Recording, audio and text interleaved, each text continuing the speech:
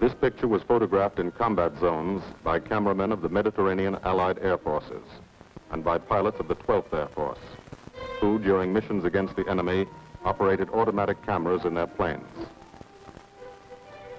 Behind the pilot, shooting forward and back. Under the wing.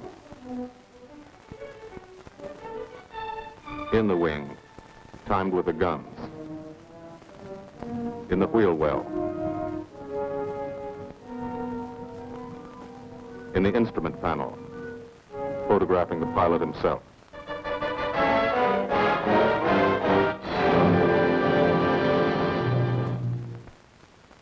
The commanding general of the United States Army Air Forces, General Carl Spaatz, has asked me to tell you something about this picture. I don't think I could do any better than just to read from his telegram to me. Thunderbolt was made in 1944, ancient history. It was made about one fighter-bomber group in the Italian campaign. It happens to be an American group. But the same story could well be told of the Royal Air Force groups which participated so gallantly in the same air offensive. As a matter of fact, the story belongs to all men who fought for freedom and did it a long way from home. Signed, Spaatz. Thank you.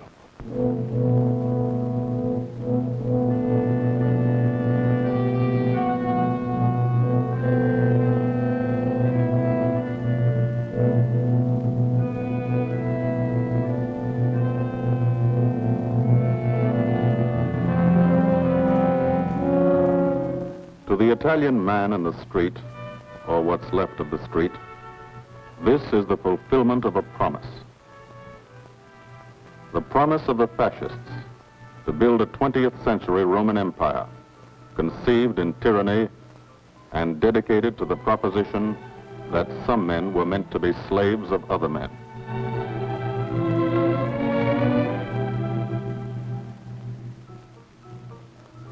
Special victims were the children.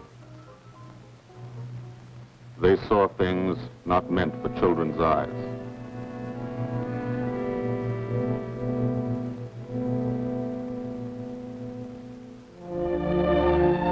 From the air, Italy is more remote.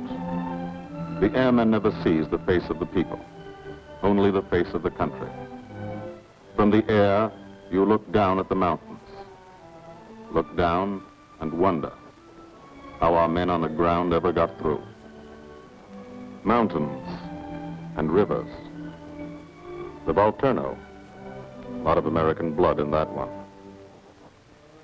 Natural barriers made other campaigns tough too. Exhausted Hannibal's elephants, Caesar's legions. For the airmen, the ground war is remote. The only war you really understand is the air war. You can see a pattern to it. Lots of the country never been touched. Little towns that walk the ridges, like tightrope artists to keep from falling off. This one didn't matter. When something did matter, that was another story. This is how we changed the face of Italy, from the air.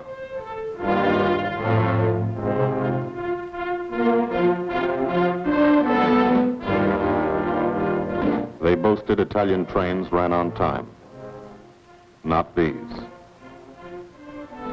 This is what we did to the face of Italy. There's a story behind why we did it and how we did it. The story starts on an island, 60 miles off Italy's coast. The island of Corsica. Corsica. Rugged. Primitive. Mountainous. Malarial. Here they still remember a local boy who put Corsica on the map 150 years ago. This island part of France was liberated by the French in September 43, but you can still find a few Germans left by the wayside where they fell, in the shadow of our aerodromes.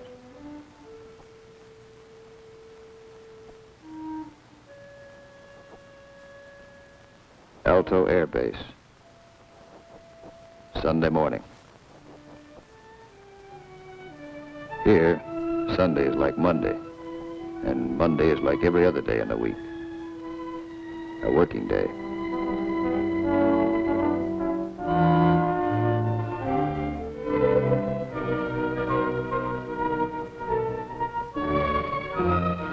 The engines wake you at dawn.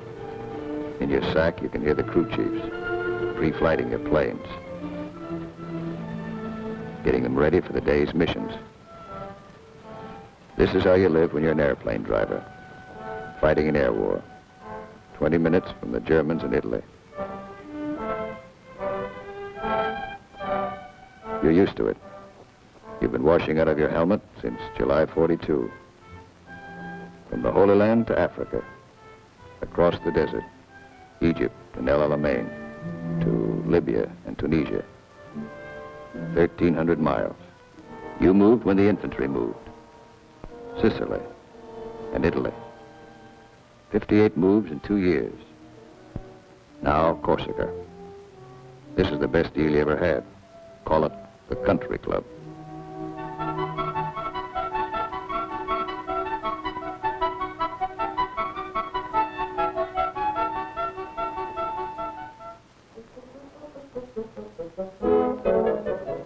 When you talk about air power, this is what you mean. You mean Spanky Manda. Major Francis S. Manda of Mentmore, New Mexico. Squadron operations officer. Not a desk job. Got over 170 missions, working for 200. He's 22. You mean Captain Howard Hickok of Ames, Iowa. He's a flight leader. Just had 30 days in the States. Time to get married and come back. He's 23. Or, in his Italian general's trailer, Gil Wymond, Louisville, Kentucky. Hardly looks old enough to vote, but he's boss of a squadron. He signs his letters, Gilbert O. Wymond, Lieutenant Colonel, Air Corps, commanding. The old man. He's 24.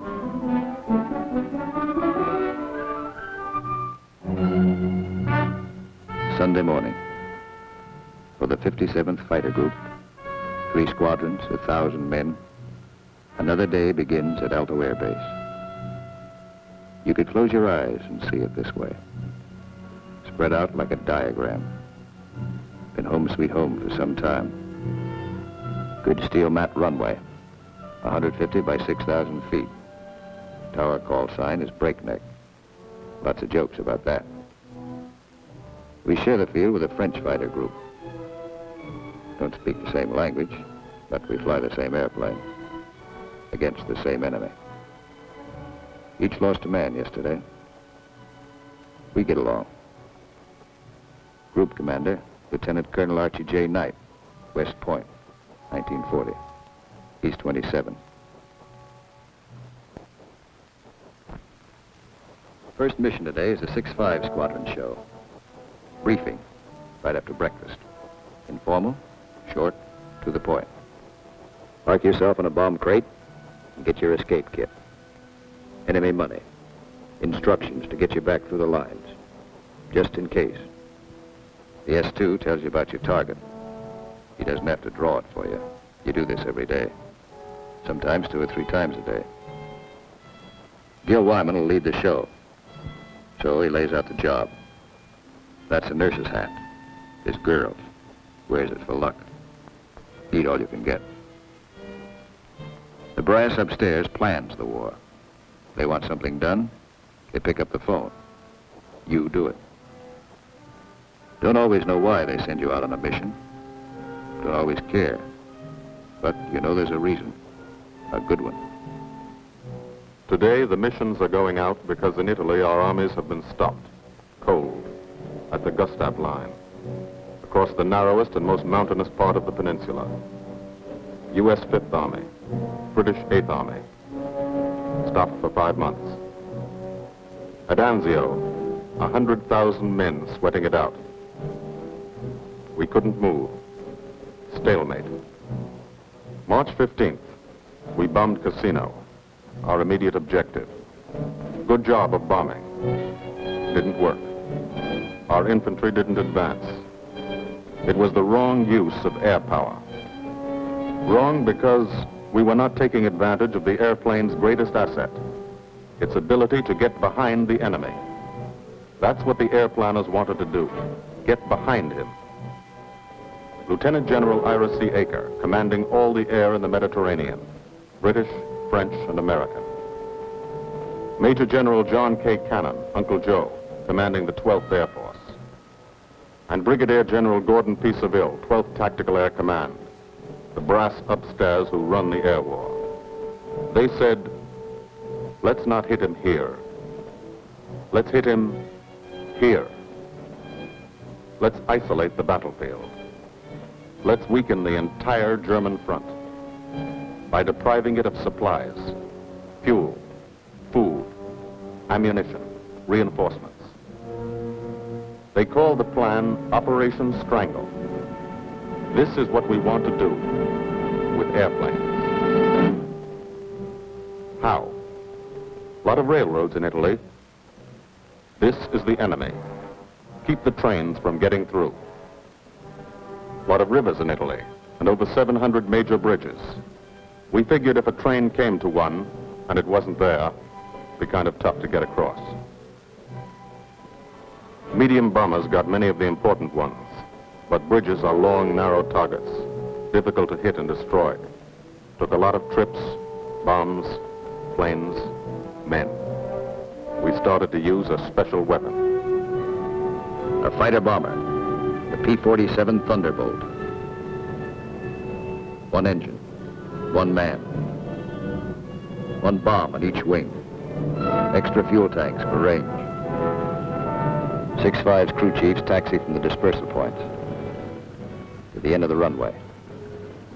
Line up the squadron.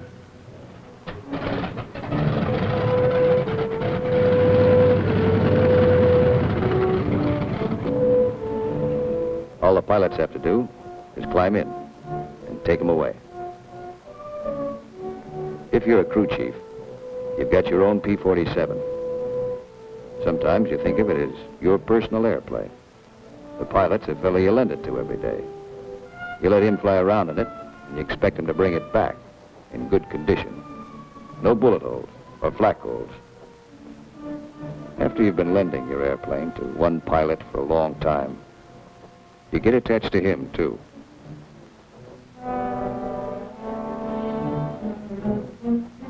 If you're a pilot, no matter what your rank or how many hours you've had, what counts here is the combat flying you've done. Unless you've done plenty, you're a beginner. You're called a sprog. And you remain a sprog until you're wise to the tricks of the trade. After you put a few missions behind you, you become a sport.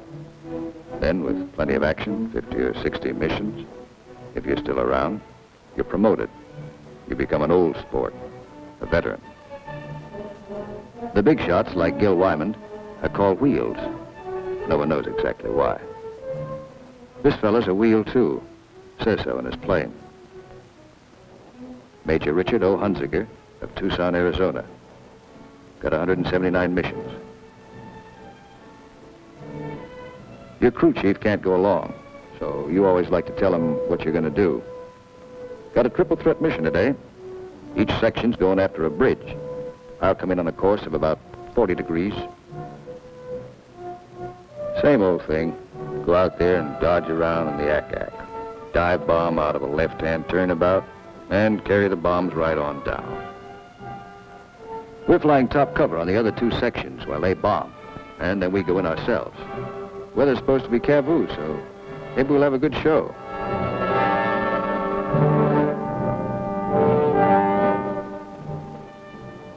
All set to go. But you don't. You wait. You wait for 5 minutes. That's the way it's planned. Time to settle down. Relax. You'll be busy later. So if you've got any thinking to do, and who hasn't, now's the time to do it.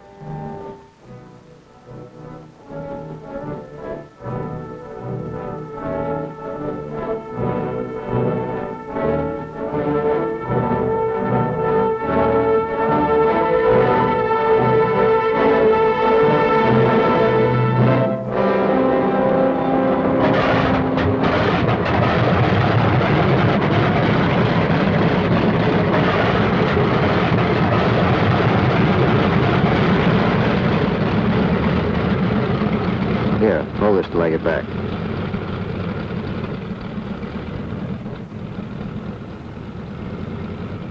Takeoff is always rough. Thunderbolt's a heavy airplane. Besides, you've decorated it like a Christmas tree. Belly tank, rockets, guns, 500-pound bombs, cameras. Hello, Breakneck. Cola leader here. We clear to take the runway for a takeoff. Over. Roger, Cola leader from Breakneck. You're clear number 1 to take off. Roger, Breakneck. Thank you. The mile of steel runway will shrink to nothing under you. Halfway down, by the tower, you'll be committed. That means you can't slam on the brakes and stop. Once you're committed, you usually go up. First pair, Wymond and Gustafson.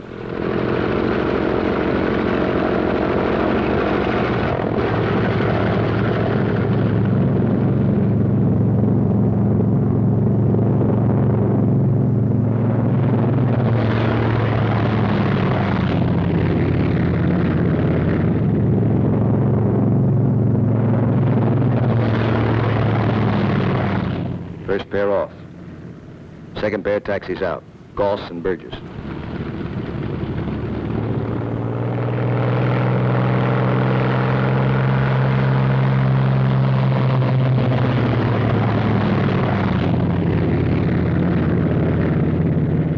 Made it okay. Manda and Richardson.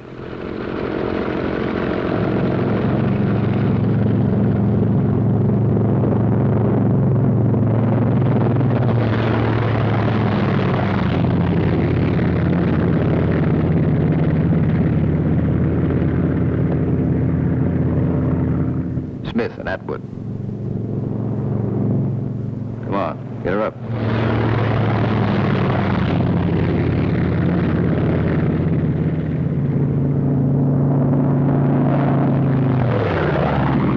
Hickok and Morrow.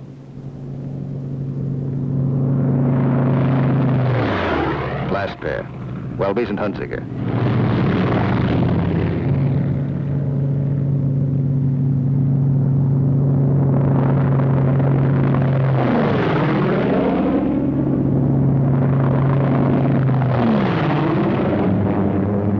The squadron is airborne.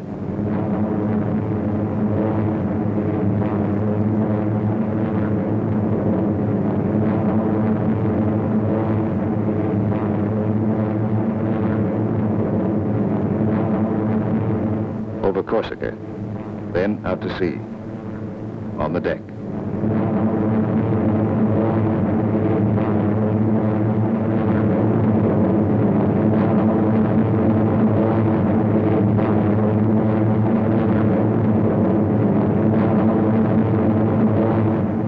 Miles east to Italy.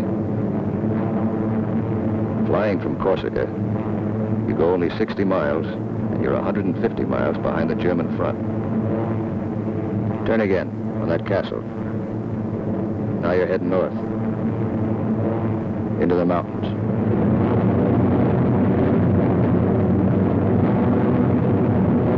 Leader section, red section, black section. Formation flying, a game of follow the leader, the squadron leader. He navigates, makes the decisions. Doesn't tell you what to do, does it? You follow, wingtip to wingtip. He turns, you turn.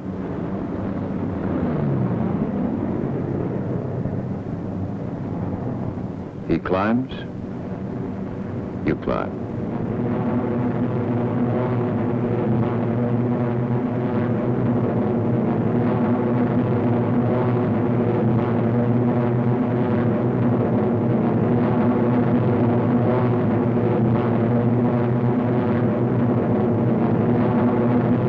Climbing still to 10,000 through the clouds.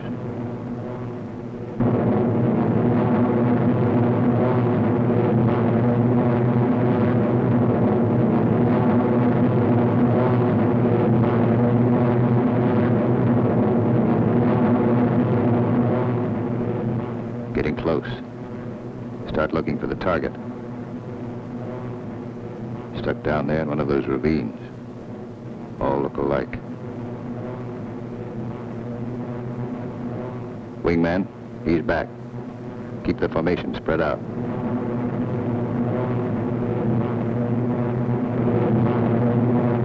There's a checkpoint. That road. Follow it down to the river.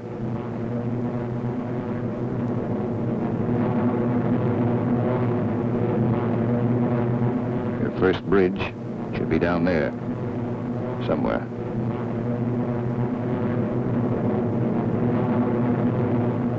There it is.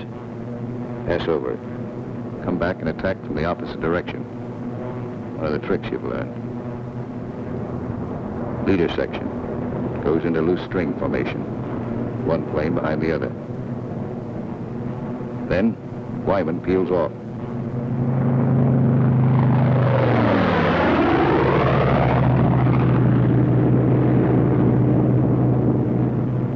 The rest of the section follows.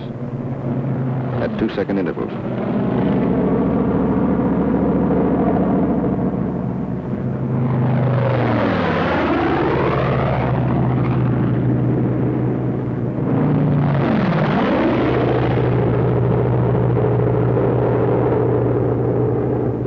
Last man goes in. No bomb sight in the P-47. Pilot does his own aiming. Bomb bursts from the planes ahead. Couple of misses. Direct hit. Hope your aim is good.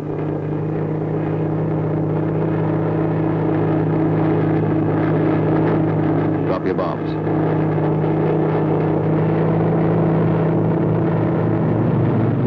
Pull out. They black you out for a second. Blood drains from your head. But you're young. It comes back fast. You're all right now. Leader section reforms. Top cover. Watch his red section bomb. A miss.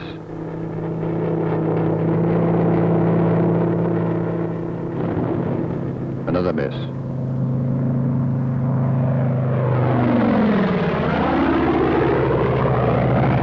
A hit.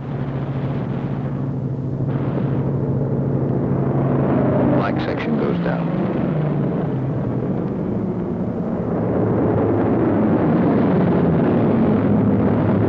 Straddle the target. Concussion should do the trick.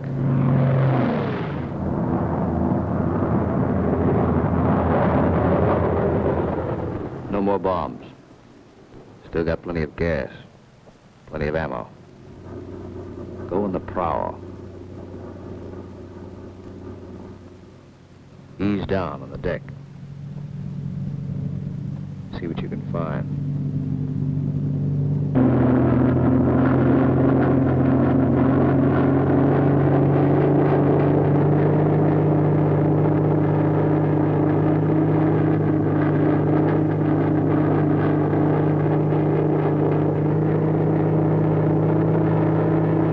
Railroad tracks. Following tracks. Not a bad way to find a train. You spot one. Kick her over. Give it a few squirts. Might kill somebody.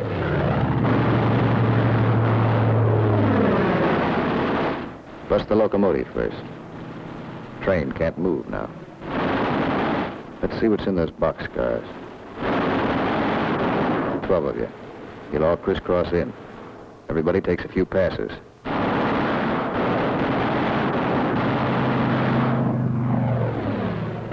Try the cars one at a time. Might be something interesting in them. Usually is.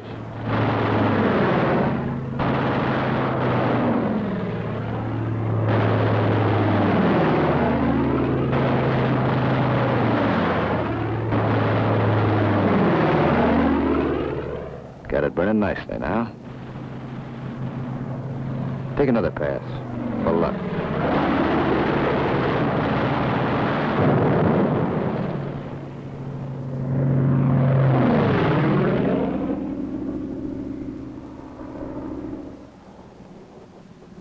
Strafing spreads the squadron over the sky. Every man his own general.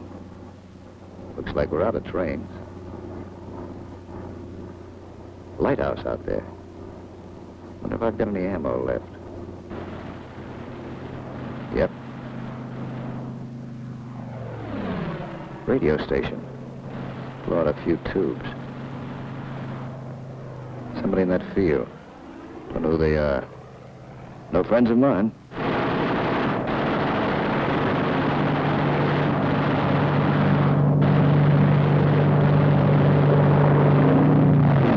Scary vehicles parked in that farmyard.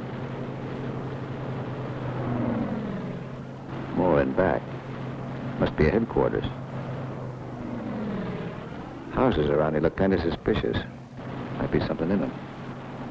Nothing in that one. Nothing in that one.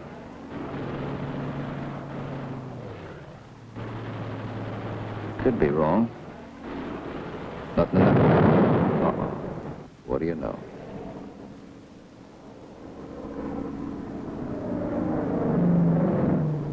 Back at Alto. No one is sweating out 6-5 squadron. 6-6 is taking off.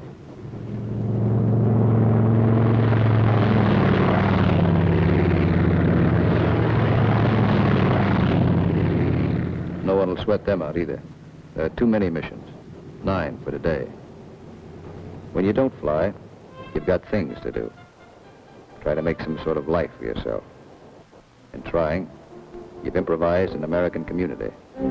Step off the field, you're in Corsica. Step back on, you're in America. This is part of the war, too. The endless detail of living. The dust is a problem. Dust is good for the laundry business. Hand laundry. Branches everywhere. Community laundry. 3-day service. And for the rugged individualist, water supply, pump, heating unit, washing machine. The sergeant used to sell these in New Orleans. He's keeping his hand in. The barber shop. And for the next customer, always something to read. Never more than a year old. Bus line. Lunchtime special. And for the intellectually minded, there's time for the more serious things like practicing your yo-yo.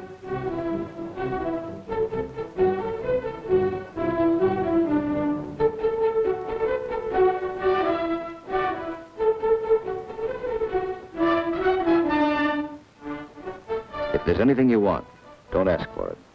Build it. Build as though you'd be here forever, knowing you may get orders to move tomorrow.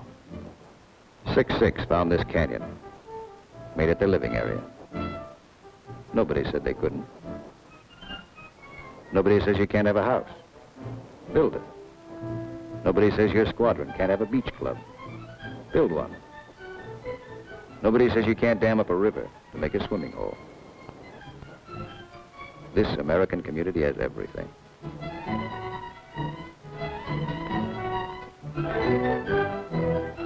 When you come off your shift and somebody else is carrying the ball, you try to relax, enjoy yourself. In danger a couple hours a day, the rest of the time, you're out of it. Beach club's a busy place. So is the Mediterranean. Mussolini once called it Mare Nostrum, our sea. But that was yesterday.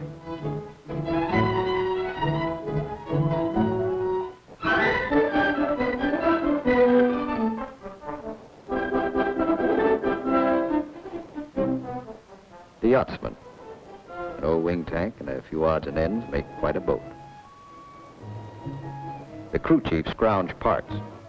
Scrounge is polite for steel. Scrounge him from wrecked Jerry planes, banged up Italian cars, old parachutes for sails. They use only the best quality junk. Sometimes when you can get a PX ration of beer, you drink it. Then you look like this.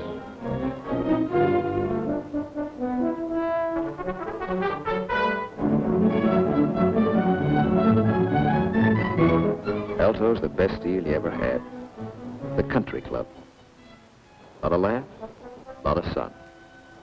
Your American community has everything. Except the things you really want. There are times you'd rather be flying than waiting around, killing time.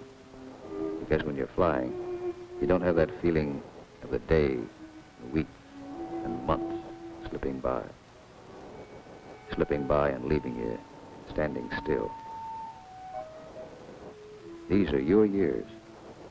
Years to get started. Find yourself. Your job, profession. Get married. Kids. Home of your own. These are the years that count. So, you have your pets. To give and receive affection. In return for affection, sea rations, bug powder. As always in affairs of the heart, some have peculiar tastes.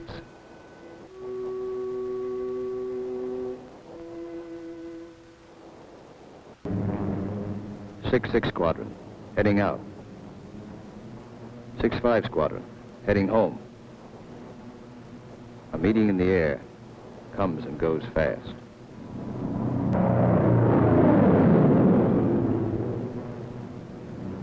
Six-5, leader section. One plane light. When you reformed after strafing, you noticed it. Nobody saw it happen. Maybe spun in, maybe bailed out. You'll think about it later. Now you're waiting for that first sight of home. That's Sarago Air Base. That's Bavenko. You're on your own street. Alto's first turn to the left, 3 fields down. Keep the formation tight. When you fly over those other outfits, you want to look good. Show them how it's done.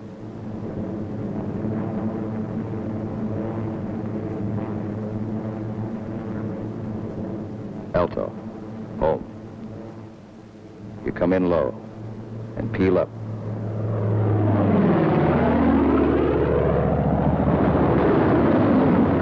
You peel up to reduce speed. Space the planes 20 seconds apart for landing. Second and third flights go on past the field. They'll circle back when the first flight is down.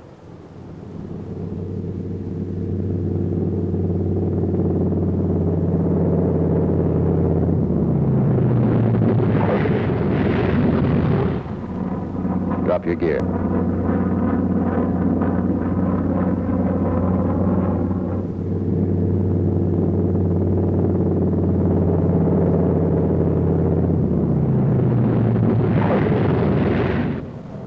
Second flight peels up. Third flight will circle again.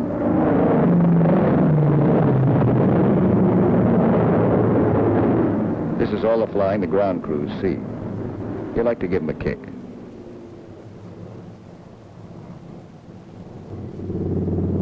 Sometimes you're tired. Land them rough.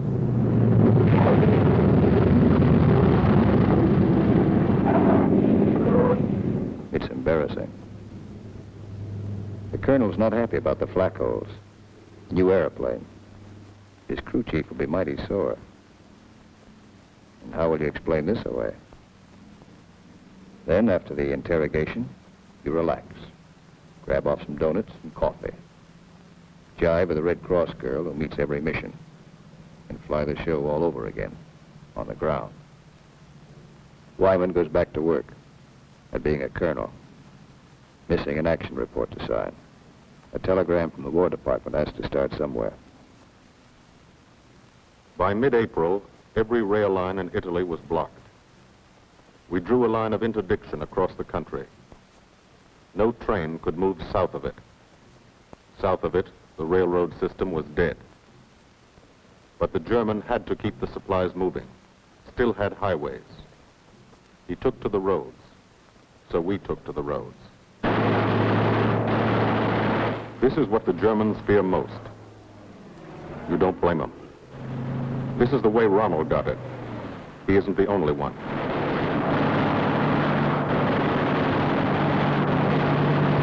When you clobber a highway, you burn plenty of ammo. Cyclic rate of fire, 800 rounds a minute.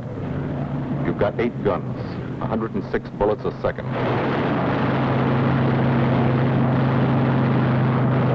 Rockets.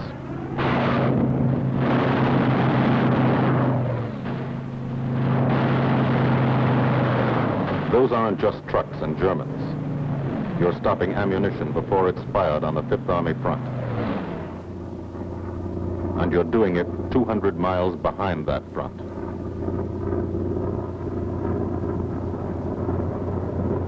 In the weeks that followed, from Corsica to Italy was like a trip to the corner drugstore. You could do it in your sleep. We averaged 8 and 9 missions a day at the 57th. The French flew about as many. Lafayette Escadrille, the 324th, the 86th over in Italy, the 79th next door. It was good to look up and watch them go by.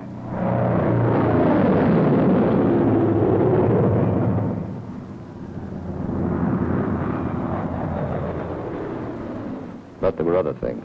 There were those pillars of smoke. Never knew when you'd see one. That's a wreck. A P-47's cooking, and there's a man in it. When they hit like this, there's nothing to do. Let them burn. And stay clear of the exploding ammo. Keep on landing. You have to. No place to park up there. Why did it happen? Engine cut out for a second. 200 yards from the runway. 200 yards from home. Flak damage might have caused it. You'll never know for sure. All you know is the sum. The war is expensive. You wish the people back home could at least see it.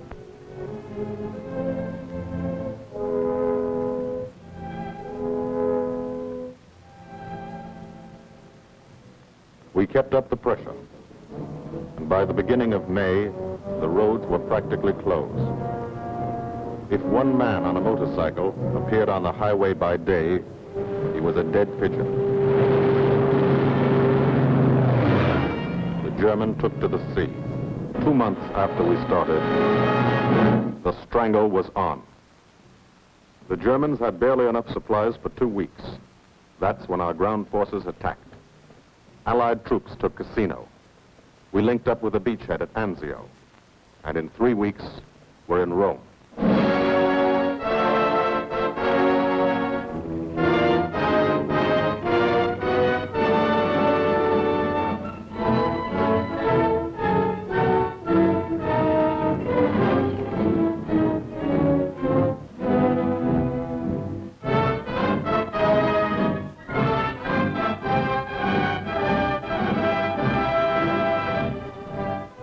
The men on the ground pushed north, and as they moved up, they saw what had been done to help them. 10,000 enemy vehicles, destroyed or damaged.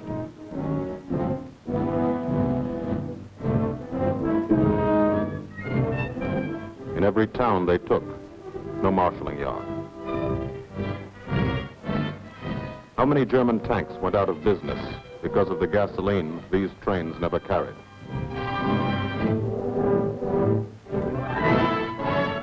They advanced, and they saw the bridges. How many German shells were never fired because they couldn't get across the rivers?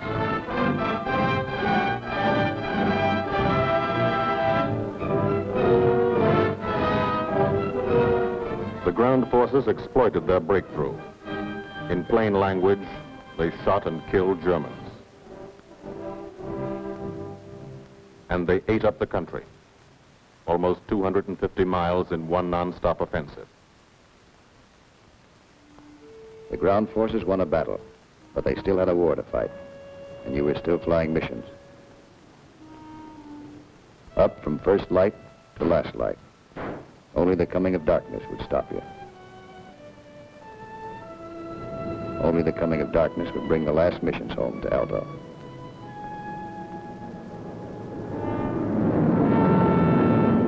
Then the long work day would end.